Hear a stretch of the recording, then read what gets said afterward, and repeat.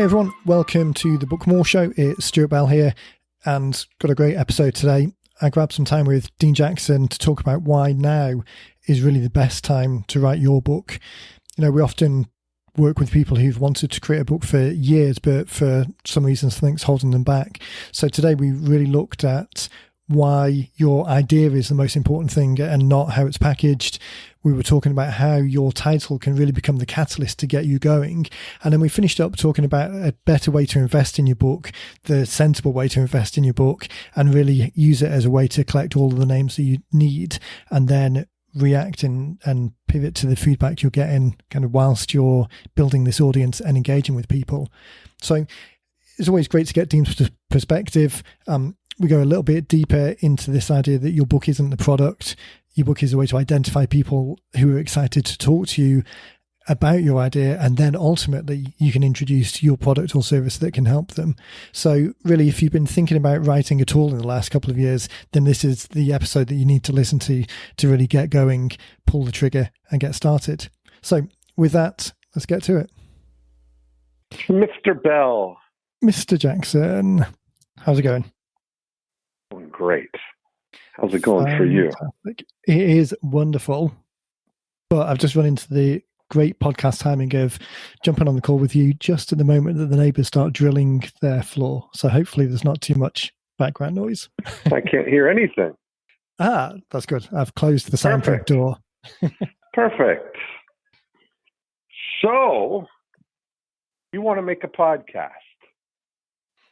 I think so. Now seems like a perfect time for it. It's Sunday. What better to do than talk about books? Amen. So what's your premise today? I was thinking we were around at the house last night watching Lost in Translation and talking about how the times are different, seeing the crowds on the Tokyo streets, very different from being here today. So that was different, wasn't it? I know, right? And it's surprising how different it feels, how quickly. So that got me thinking that we've talked in a couple of shows before about things are changing. There's a move to Cloudlandia, but still, I think that now, even in 3 or 4 months into this, I still think that now is the best times, and in many ways, almost the most urgent times to get your book written, kind of seize the moment. So I thought we'd talk about that today. And you know what? I believe that to be true. But more importantly, I think there's no time like the present. You know, it's one of those things that is, the best time to plant an oak tree is 20 years ago. Right. And the next best time is now. Right. And so the best time to have written a book is in the past.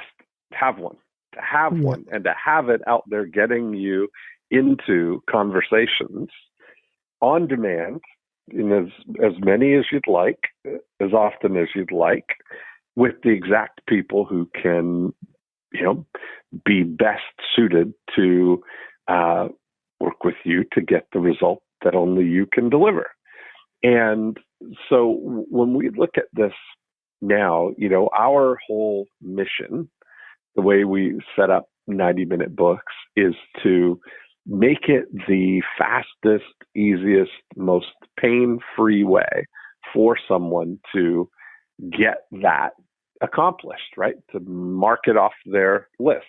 I've seen now, we had a I Love Marketing episode. Joe Polish and I've been doing live Zooms and recording episodes with while streaming live on Facebook, which is adding a whole new dimension to the way we do the podcast. But we had Anna David on the podcast just a few weeks ago now, and she's just gone through a process of writing her book, Make Your Mess Your Memoir. And she's written other books, and we had a good conversation about the process. And I've seen other people now coming on, different podcasts or different platforms and talking about their process of writing books, which takes months, of slaving over something. And I just still can't get to the point where,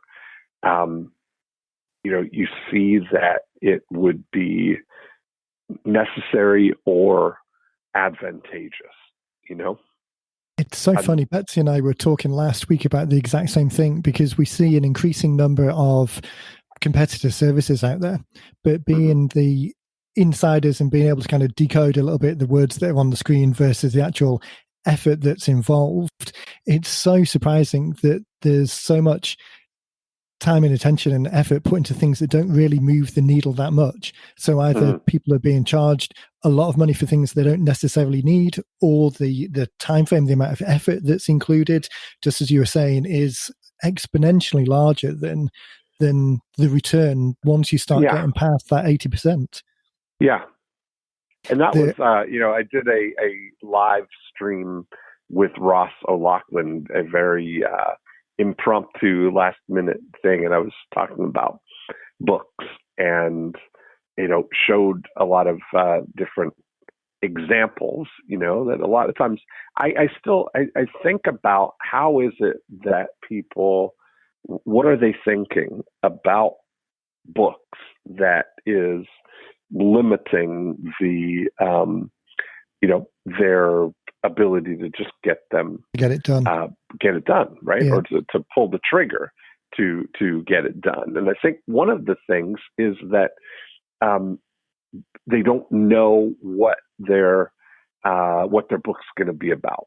That's one reason. And I totally get it. That if you can't see the end, if you can't figure out what the big picture is, that what your book's going to be about, then it's harder to move forward, right? It's like when I say in all the 8 profit actors, the first thing is to select a single target market, and people find that a difficult thing to do.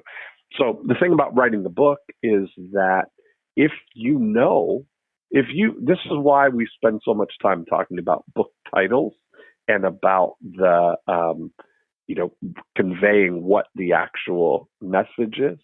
Because if I can get someone unblocked and they can see the title of the book and they can see that having a book like that would get them into conversations with the right people, that now is a magnet that pulls them forward, pulls them towards getting something done. So, now we've got some great resources. I mean, we've got that video about it. We've got a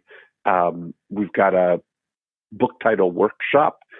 I've done a few different ones, but we've got audios of those, and wouldn't be too difficult to put together a worksheet for it too, to go with it. That's a good time to plug the scorecard again. So head over to bookblueprintscorecard.com. So as you say, the first mindset there is selecting that single target audience for the book. Then it's a title that resonates and amplifying subheading, and then on through the rest of the 8. But those elements all feed into it. It's that amplifying point to give people the encouragement to go and to get into orbit, that kind of first burning that first bit of fuel to get up into orbit, and then it's easier sailing after that. But a lot of the additional resources that you were talking about and the help that we provide people all kind of linked in from that to give people that kick up the backside on the most important first part, or not even the most important from people's point of view, but important in the sense of this is the thing that gets you going, that creates that momentum through to the rest of it. Yeah. And so that, it's pretty exciting that if we can get somebody excited about the book. So that's the first one. They don't know what their book's going to be about. So, thinking about putting yourself in the position of who's ultimately going to be reading your book, who your audience is, and then figuring what's the what's the best thing, to what would be the title of the book that they would definitely want to have. Yeah. And getting that in front of them is a great thing. Now, if you've got that, then the other thing that I suspect may block people is this thinking that they need to do a big book, that they've got, a big, that they've got to have the, 250 page book that's, published and the whole deal. And makes a dent on the table as you drop it. Yeah. And one of my favorite finds, because I really started thinking about it, that some of the most impactful books in the history of the world are very, very small books. And I have taken to using the examples of the polls of the Communist Manifesto and Common Sense by Thomas Paine. Both of them very small books. I mean, 30-something pages for the Communist Manifesto, and some 80 pages approximately for Common Sense. And when you see them, you couldn't have ignited two bigger ideas than communism and capitalism with books that are, what they would fit under the realm of the 90-minute book structure, And so that's what I've been saying to people is, listen, your idea, whatever it is that you're trying to spread, that's what the book is about, is starting the spread of the idea that your idea, as far as its magnificence and potential impact on the world, surely falls somewhere between the Communist Manifesto and Common Sense. I think it would be safe to say that your idea, if you're thinking about doing a 90-minute book, would fall somewhere on the significance scale between those two books, right? And that is I think I say that to give people encouragement and permission, that it doesn't have to be a big book. And I would say there's no there are no small books, there's a small book. You can't hide a big idea. I was just going to say, it's the idea that is the big or small. It's the idea that's important, not the number of pages that it's on. That's the absolute truth. Yeah. You can imagine the ego. It's difficult to not see it just as an ego issue, that people don't want to get or apprehensive about getting an idea out there because of the packaging around it, which really the book is just the packaging. It's really got nothing to do with it. It's either an excuse or it's you're not focusing on the job of work. If the shiny object is the thing that you're most interested in, then get the book out there and then go and buy a shiny object. Right. Like, I just think of, I heard, I forget how many hours it was somebody said that it took to write their book, right? But it was in the hundreds of hours to write the book. Yeah. And I just thought to myself, like, good Lord, like that hundreds of hours. The opportunity cost. In isolation. And drudgery. Right. I just think like the modern thing, what I say to people is a better way to think about this is to think that get the book, get the title, get your book that presents your whole thing. Essentially, what a 90-minute book is doing is presenting your idea, your best 90 minutes, basically, of your thinking. Imagining one of the frameworks that we use for people is imagine that you're a guest on a radio show, and you're the guest of honor, and the whole time is dedicated to you explaining your idea, and every single person in the audience is your ideal prospect. That's the way that we want to think about it. And then the book, I look at the book as a packaging. It's one form of packaging of your idea. Right. Like we still do the audio version. We still do the, you can do the electronic version and the physical version, right? And it's just a packaging mechanism for your authorship. Yeah. And authorship is different than writing. And that's often the big thing, is that people are letting their block that they're not a writer, fall into blocking them from being an author. Yeah. Yeah. The author is the originator of an idea, And I was talking to someone last week and was trying to use the comparison of video. So we were talking about recording some stuff and getting out to people, and the mechanism which we were doing it was just using the phone.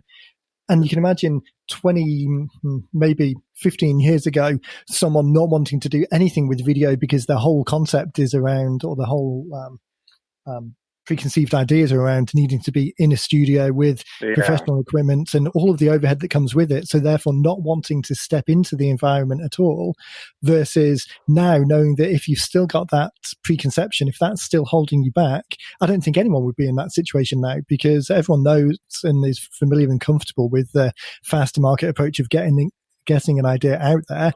And the mechanism is YouTube or Facebook Live or doing a selfie video from the car, versus being stuck in this outdated idea of, no, it has to be this big package, big produced way of getting things out there. And books, I think, are exactly the same. And we're really reaching that point now of it being more and more problematic for people. It's not just missing the top opportunity, but it's now more and more people are doing it. So you're getting left further and further behind by having that preconceived notion that's stopping you from getting the idea out there in front of people just because of the way in which it's delivered. Well, they've also seen now every late night talk show host have their show broadcast from home. And there's not a single, and this is at broadcast television levels, right? There's not Dan Sullivan and I, we recorded today, we started a new podcast called Welcome to Cloudlandia. And the idea, one of the things we were talking about today was this equalizing, right? That there's sometimes, like, Zoom on its own is an incredible tool, right? Like, we were talking about the next level of things, like when people are working on like 3D virtual environments where you would come in and be all immersive and you'll feel like you're in a room with people. But we were talking about I think, unlikelihood that that's going to catch on a large scale, because Zoom as it is, and the capabilities that we have now is good enough. Yeah. Right. Yeah. And that's really the thing, that the extra is not worth the squeeze, right? Because the juice is not worth the squeeze. To go, if I could be, because no matter how great it gets, you'll know it's not real. You'll know you're not it's not the real thing. There's no practical extra value that you're getting from being in a three-dimensional avatar in a meeting. And there's a lot of extra. The overhead is massive. Yes, that you've got. If I could get that, but it's at the cost of, I've got to strap on some head apparatus and have multiple cameras on different angles on me and be in a special 3D environment and whatever else. If all that is like what has to happen in order to, essentially get the useful value of being in a Zoom meeting, it's not worth it. When we were at I look at books. Exactly. That convenience, meaning that it gets done, versus the overhead of those incremental increases further down the track. It's just the math just doesn't work out. How much extra, I just think about how much extra, if you spent hundreds of hours writing the book, let's 200 hours, let's call it, right?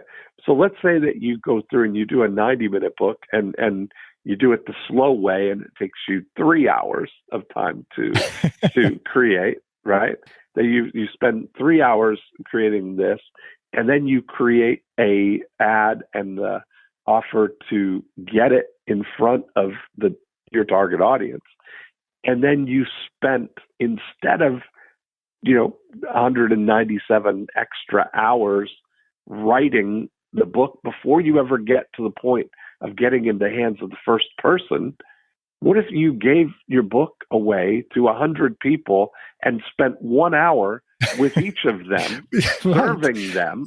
You would have so much more insight from that. You'd have so much more value created from that. I mean, that's essentially when I say to people, if you're going to spend 100 hours, is let's get your book done.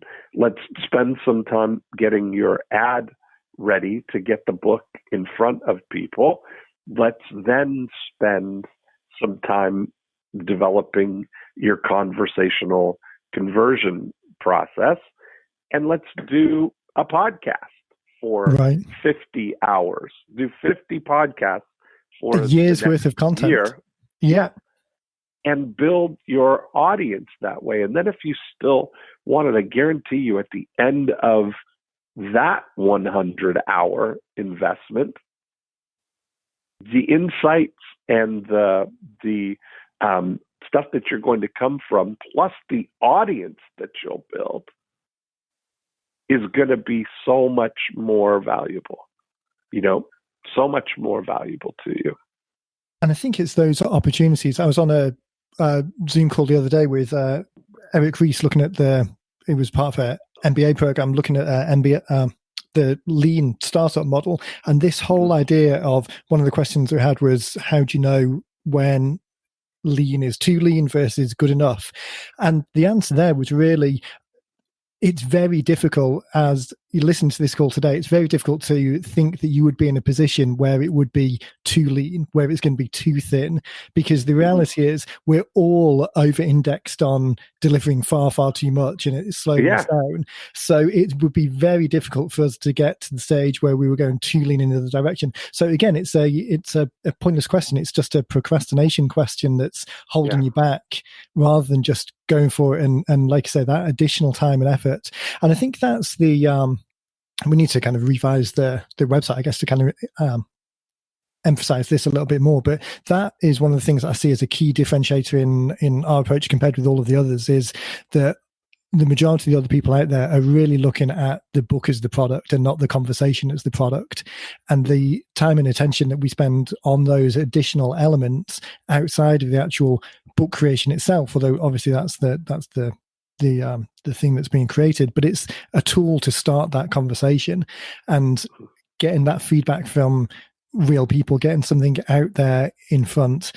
Just as you said, I can't imagine 100 hours better spent in conversation versus just in editing or page layout or grammar checks or goodness knows what else.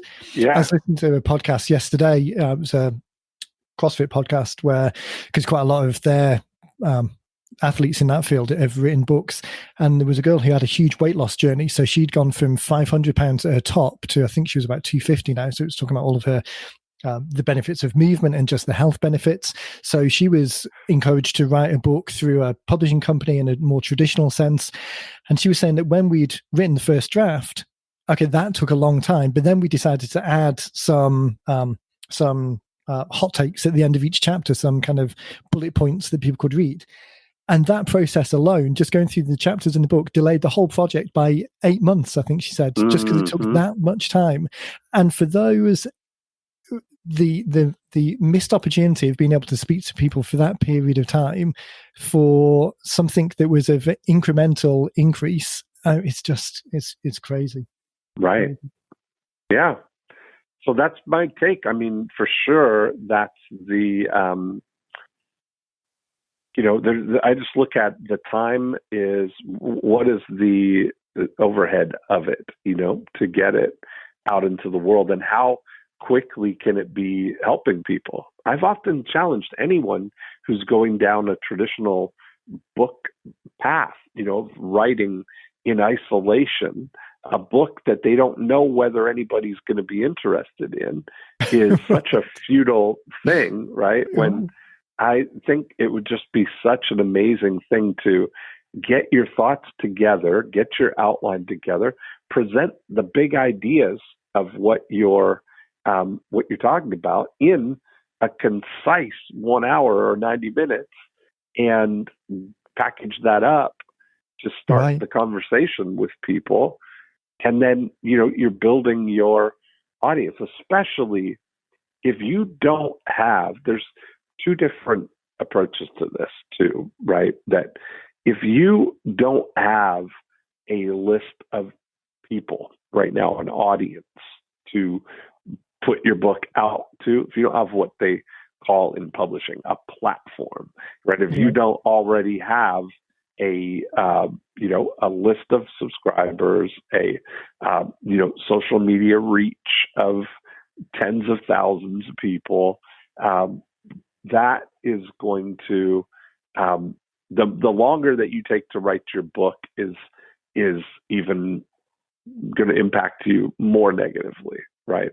Yeah. But if you don't have that, the best thing is to get your premise out and to start using it to build your list. I just look at the money too. Like if people are doing things on a budget where you've got a certain amount of money to do something, the cost of creating these bigger books, all the overhead and cost of that is a lot to get to a point where now you can start just get started it out to yeah, because that's just the beginning. Now you've got to have an equal amount of money to get it out there. Yeah. I'm usually pretty reserved on the podcast, but last week when I was talking to Betsy, it kind of went off on a little bit of a rant, because exactly that thing. In the morning before we recorded, I'd seen 2 ads for different companies and looking at the money they were charged, and kind of just had a quick look through competitor analysis, look at what they were actually doing. And I mean, I'm sure they're going into it with the best intentions. I'm sure people aren't intentionally trying to rip people off, but holy cow, I mean, just the extreme amount of money, because people don't know. They think of it in still a traditional publishing sense, big numbers, thinking about big returns, and then they're happily paying. We've had people during our program in the past where we've talked to them 18 months ago, 2 years ago, and they've spent 5 figures on ghostwriting and editing and outsourcing people, and ended up with something that's practically unusable or isn't finished in anywhere near what they want. And yeah, God, when you think about the better use of funds, it's that rant's building again. But it's frustrating. It is, only because we see what happens. You see and then this was something we talked with Ross. That's why I did this live with Ross. Ross did his book Open Every Day, which was targeted to people who are doing launch marketing, that are constantly hopping that chain one launch to the next launch Right. to the next launch, and it's so taxing, to do those, and all the reciprocal things that you have to do in those, that he's been able to get that out there.